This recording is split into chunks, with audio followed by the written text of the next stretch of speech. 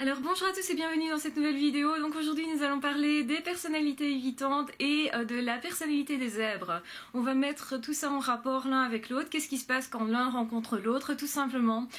Donc on a parlé de la personnalité évitante. Donc si jamais je remettrai en barre d'infos le lien vers la vidéo pour vous expliquer ce que c'est qu'une personnalité évitante. Donc personnalité qui va éviter le relationnel, tout ce qui est intense, profond et émotionnel justement. Alors évidemment quand je vous dis ça vous allez comprendre pourquoi je vous parle des zèbres qui justement eux sont hypersensibles, sont tout le temps dans leurs émotions, tout le temps donc dans le rapport à l'autre aussi. Alors il y a un point commun entre ces deux types de personnalités et c'est vrai que je n'ai pas expliqué ça dans l'autre vidéo, mais les personnalités évitantes voudraient bien avoir des relations avec l'autre. Quelque part c'est quelque chose qu'ils considèrent comme étant important, donc parfois même ils sont dans des domaines un peu sociaux justement parce qu'ils se mettent dans des groupes etc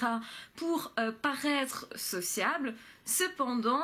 ils ne le sont pas, ils vont éviter tout ce qui est sentiment, tout ce qui pourrait en fait les blesser à leur point de vue. Et du coup, vous avez en face un zèbre qui se dit « Ok, moi aussi, j'ai peur de la relation parfois. Hein. Je ne suis pas toujours à l'aise parce qu'évidemment, j'ai été éventuellement rejetée dans le passé. Et donc aussi, il y a des difficultés à s'accepter soi-même, la difficulté de s'aimer soi-même qui est finalement commune à ces deux types de personnalités,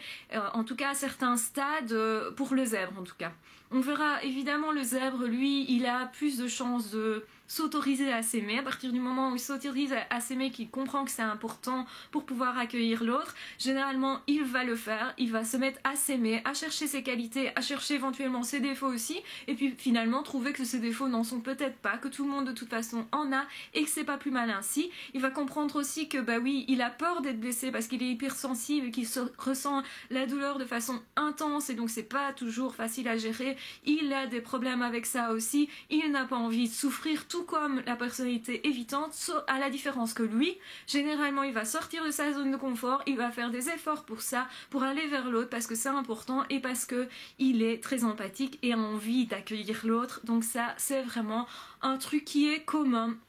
Alors la personnalité évitante peut avoir une part d'empathie, mais c'est une empathie qui va rester limitée,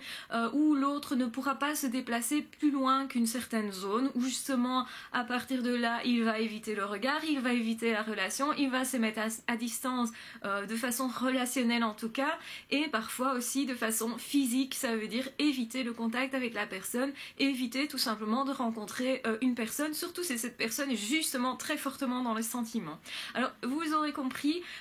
par contre quand le zèbre arrive avec tous ses sentiments etc, lui il a envie d'avoir une relation et il va forcément être déçu par la personnalité évitante qui lui va se rétracter par rapport à toute cette intensité émotionnelle là. Donc même si les deux souhaitent une relation, il y a une incapacité en tout cas de partage qui est surtout due à la personnalité évitante qui se met à distance, et pas seulement par rapport au zèbre mais encore plus par rapport au zèbre, parce que le zèbre lui est vraiment dans le relationnel, est vraiment très fortement dans ses émotions, et c'est justement ce qui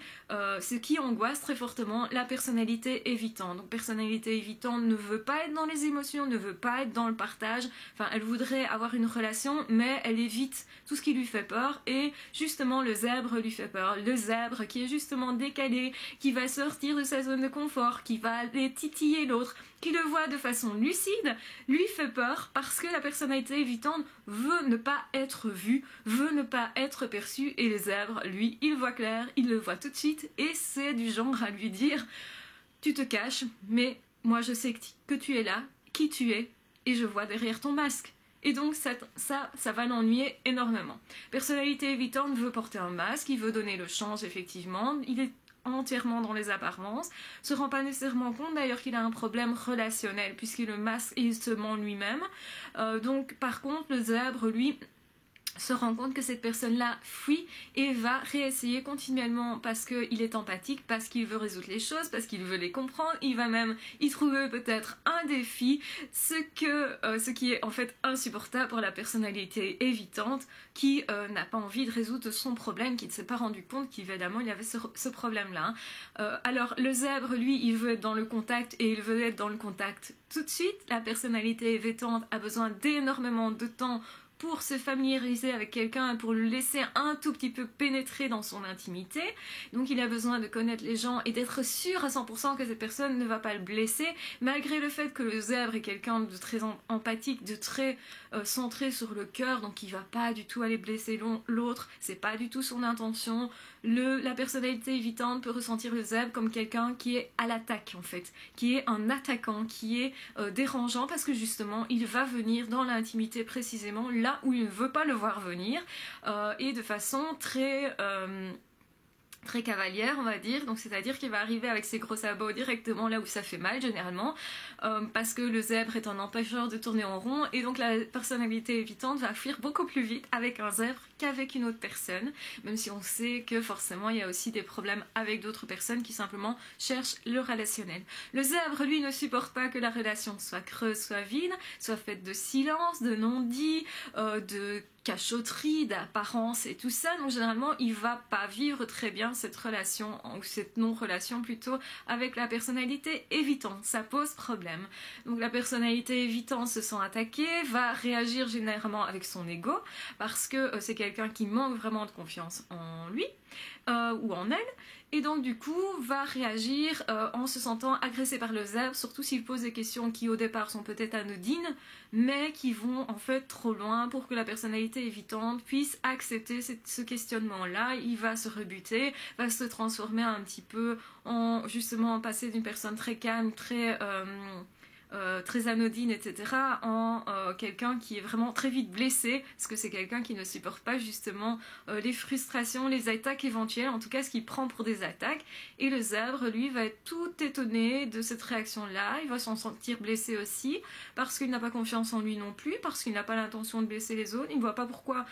il vit mal, en fait le zèbre vit mal le fait d'être perçu comme quelqu'un de méchant.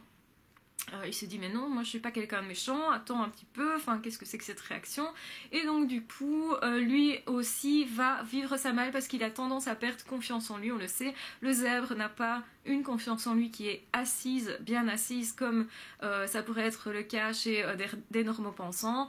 Il n'a pas du tout non plus, enfin il a le respect de lui-même généralement s'il a travaillé dessus, mais malgré tout c'est quelque chose qui part assez vite quand il est confronté à quelqu'un qui lui renvoie une image négative de lui-même. Donc malheureusement le zèbre c'est pas quelqu'un qui a des vérités, qui est assis sur ses vérités, au contraire c'est quelqu'un qui ne comprend pas que certains puissent avoir une certaine assurance.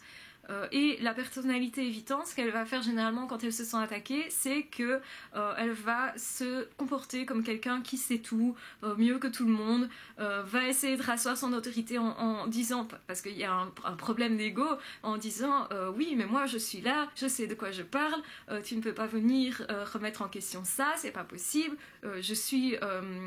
par exemple le professionnel ou je suis le maître du truc, donc c'est pas à toi à venir m'ennuyer. Sauf que la personnalité évitante n'a pas du tout confiance en elle ou en lui, et donc ce qui se passe c'est que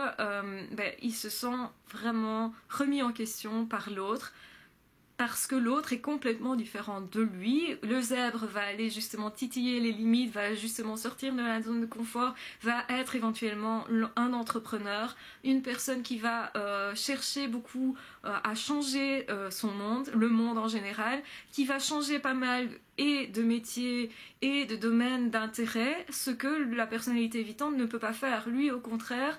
ou elle au contraire, la personnalité évitante va rester dans un cadre qui ne bouge pas. Il faut surtout rester dans quelque chose qui est statique, quelque chose qui est routinier. Et le surdoué déteste ça. Donc autrement dit, le surdoué déteste les relations creuses, donc forcément il va aller titiller l'autre pour essayer de rentrer dans son intimité. La personnalité évitante ne veut surtout pas qu'on rentre dans son intimité, donc va se mettre de plus en plus à distance. Le zèbre, qu'est-ce qu'il va faire? Il va réessayer, donc ce qui va encore en fait mettre mal à l'aise, encore plus mal à l'aise, toujours un peu plus la personnalité évitante qui va fuir encore plus, et nous avons une relation comme ça parfaite où l'un fuit l'autre en permanence, et plus l'un fuit l'autre et plus le zèbre va réessayer, redonner des chances, essayer de comprendre, etc. Et essayer aussi que cette personne-là sorte de sa routine. Et donc voilà, on a vraiment une relation qui est très très compliquée, évidemment. Donc voilà, malgré le fait qu'évidemment chacun peut avoir des problèmes d'ego, hein, le zèbre n'est pas du tout sûr de lui, ça peut donc créer un problème, une blessure de rencontrer une personnalité évitante pour un zèbre qui va pas comprendre pourquoi il est classé comme quelqu'un d'ennuyant, de blessant, etc. Parce que ses intentions sont pas celles-là, et lui le sait très bien qu'au fond de lui il est gentil. Donc du coup il peut aussi se dire mais bon l'autre me fuit tout le temps, alors il a le choix, il va peut-être réagir ailleurs en disant à l'autre ok tu me fuis, tu me rejettes, ok bah alors moi je te rejette aussi, ce qui va créer une blessure aussi très importante chez la personnalité évitante qui est déjà pas mal blessée en fait depuis son enfance, qui justement a un problème de se voir comme quelqu'un qui est sur le même pied que les autres. En fait la personnalité évitante estime que les autres sont toujours plus que lui ou qu'elle, et se considère comme nul automatiquement.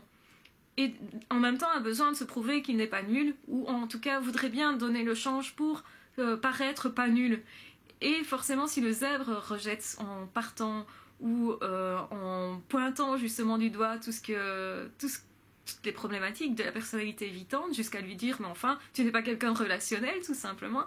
la personnalité évitante va être forcément beaucoup plus blessée, surtout que le surdoué c'est mettre le doigt où justement il fallait pas mettre le doigt, hein, puisque sa lucidité va lui faire justement mettre le doigt là où il y a le plus de problèmes, parce qu'il est comme ça, et voilà. Alors évidemment